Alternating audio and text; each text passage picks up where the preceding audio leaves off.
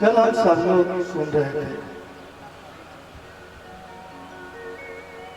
गोकर्ण जी ने भागवत कथा सुनाई और फल स्वरूप धुंधुकारी की मुक्ति हुई।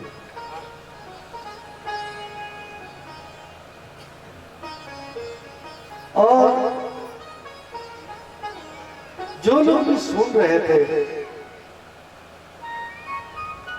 वे सब सुन रहे थे, लेकिन धुंधुकारी ने पूछा कि मैंने तो सबको सुनाया, लेकिन केवल धुंधुकारी की क्यों मुक्ति हुई, बाकी लोगों को भी होना चाहिए। और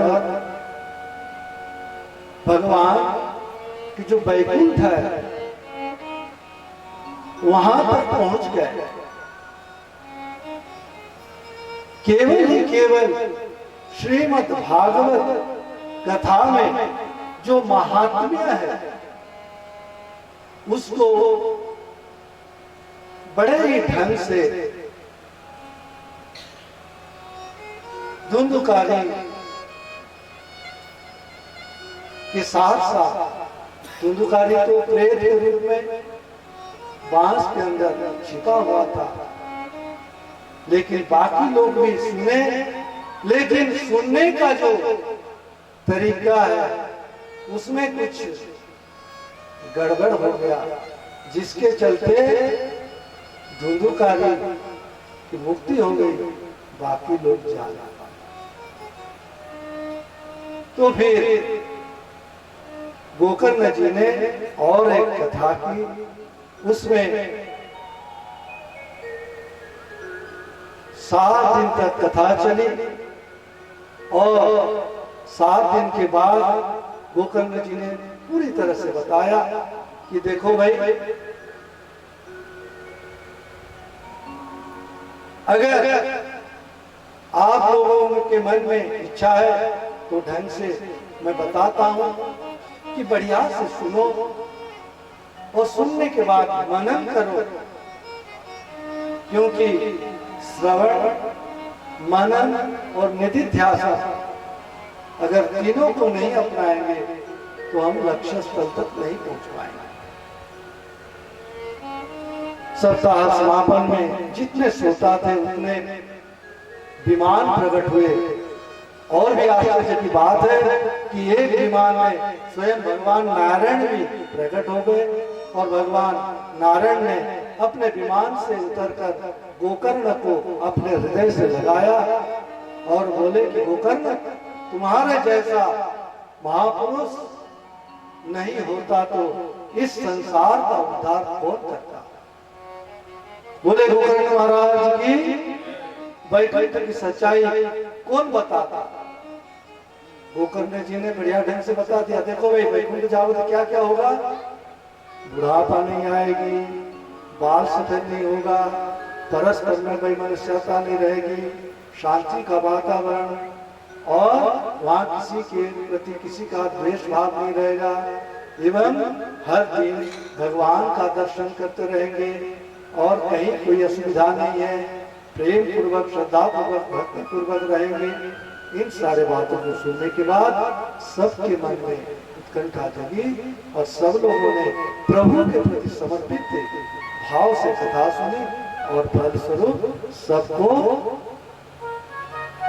वैकुंठ जाने का मौका मिल गया। भगवान के विमान में बैठकर सभी श्रोता भगवान के धाम को चले जाते हैं। और बंधुओं माताओं, श्रीमद् भागवत सप्ताह ज्ञान यज्ञ का आयोजन ये जो हम कर रहे हैं उसका भी विधि विधान है।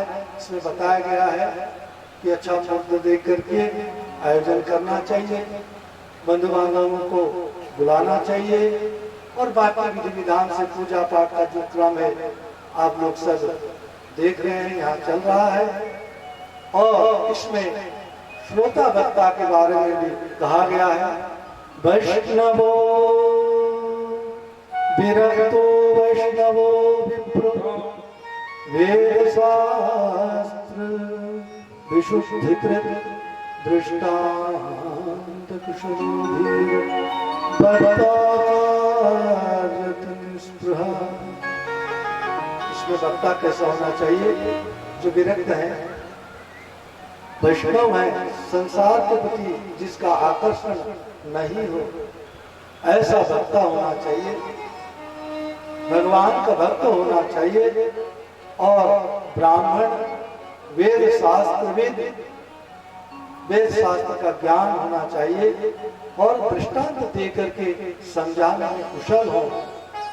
यही वक्ता का लक्षण बताया गया है। और इसी तरह वक्ता के साथ साथ श्रोताओं के लिए भी यहाँ पर बताया गया है। श्रोता में भगवान के प्रति श्रद्धा हो और श्रोता में जैसे कि कथा में आते हैं, मन और विचार से वह शुद्ध हो करके बैठे। और देखना, श्रोता वही उत्तम कोटि के श्रोता हैं, सुनते हैं, बात नहीं करते। लेकिन आजकल केवल आते हैं, कुछ लोग तो ऐसे आते हैं कि उनको घर में नींद नहीं आती तो यहां सोने के लिए आते हैं। कहते हैं महाराज जी घर में नींद नहीं आती, लेकिन आपकी कथा में जब भी हम आते हैं तो कम से कम 3 घंटा की नींद ले लेते हैं। बढ़िया से आप बोलते रहते हैं, वाद्य यंत्र के साथ भजन कीर्तन चलता रहता है और हम आराम से सो जाते हैं। कोई टैबलेट लेने की जरूरत नहीं पड़ता, ऐसे भी सोता होते हैं। लेकिन बंधुओं माताओं, जो लोग नियम से सुनते हैं 7 दिन तक, उनको हम प्रधान श्रोता कहते हैं। जैसे कि मुख्य यजमान 7 दिन तक निष्ठापूर्वक सुनते हैं। इसमें जो नियम है, उस नियमों में कोई घी पान करके केवल रह सकता है, कोई जल पान करके रह सकता है, कोई फलाहार करके कर सकता है, कोई एक वक्त फलाहार, दूसरे वक्त अन्न सेवन, कुछ भी। जैसे कि सप्तशती चंडी में कहा गया है, यथाहारो यथाहारो तन मनस को समाहितो, ऐसे ही आहार ले करके और निराहार वो करके भी, जल सेवन करके भी हम कथा का श्रवण कर सकते हैं। और साथ ही साथ 7 दिन तक निष्ठा पूर्वक शुद्धता के साथ शुद्ध आहार सेवन करके शुद्ध वातावरण में ब्रह्मचर्य पालन पूर्वक रहना चाहिए। ऐसे ही नियमों का यहाँ पर वर्णन किया गया है। और श्रीमद् भागवत महात्म्य का समापन करते हैं। अंत में कहते हैं, अगर आपने भगवान का भजन नहीं किया तो आपके हाथ कुछ नहीं आने वाला। जितने लोग भी बैठे हैं 50 से 60 की अवस्था से ऊपर होने पर यदि वे भगवान से जुड़े हैं तो फिर ठीक है। अगर अभी भी नहीं जुड़े हैं तो खेद और पश्चाताप के अलावा उनके जीवन में और कुछ नहीं बचेगा। क्योंकि बालास्तावत् तरुणीरक्तः बालास्तावत् क्रीडासक्तः तरुणस्तावत् तरुणीरक्तः वृद्धस्तावत् चिन्तामग्नः पारे ब्रह्मणि कोऽपि न लग्नः भज गोविन्दं भज गोविन्दं गोविन्दं भज मूढमते भज गोविन्दं भज गोविन्दं गोविन्दं भज मूढमते भज गोविन्दं भज गोविन्दं गोविन्दं भज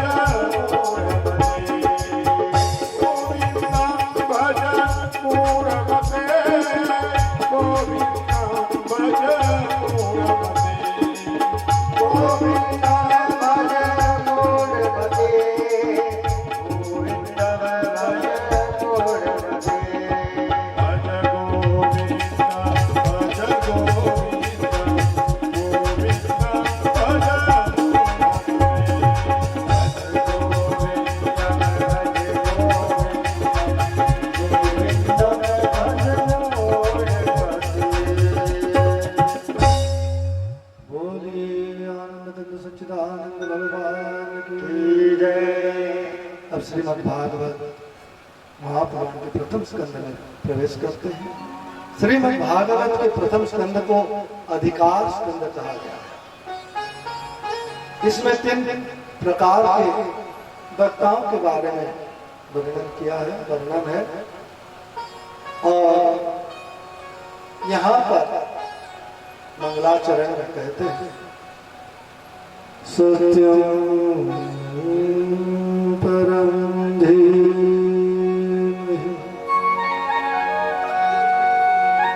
जन्माद्यस्य यतोऽन्वयादितरतश्चार्थे स्वविज्ञस्वराट् तेरे ब्रह्मविदायादिकवये मुह्यन्त्यत्सूर्यः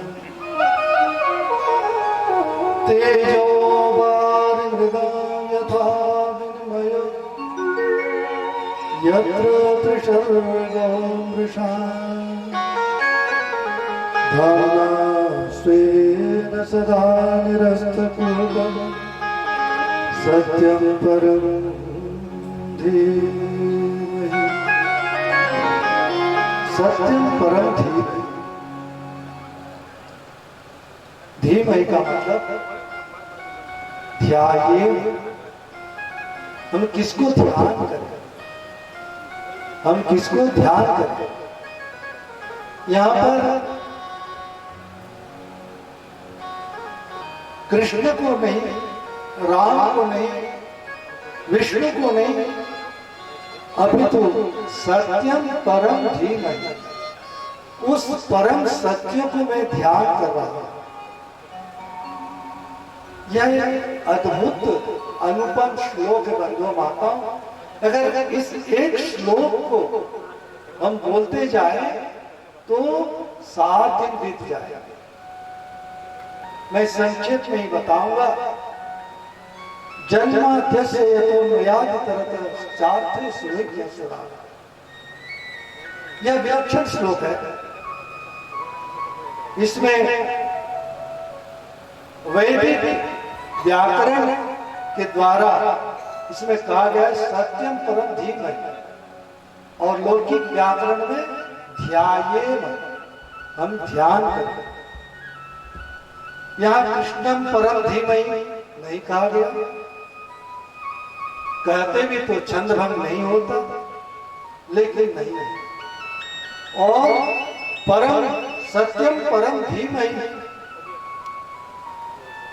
कौन? वही परमात्मा जिन्हें हम सत स्वरूप कहते हैं। और परम सत्य है तो साथ ही साथ समझ लेना कि उसके साथ कोई अपर सत्य भी होना चाहिए। परम सत्य है तो फिर उसके साथ अपर सत्य भी हो सकता है। परम सत्य का मतलब होता है, कल मैंने आप लोगों को बताया था, जो है जिसे हम देख रहे हैं और जो थे और जो रहेंगे।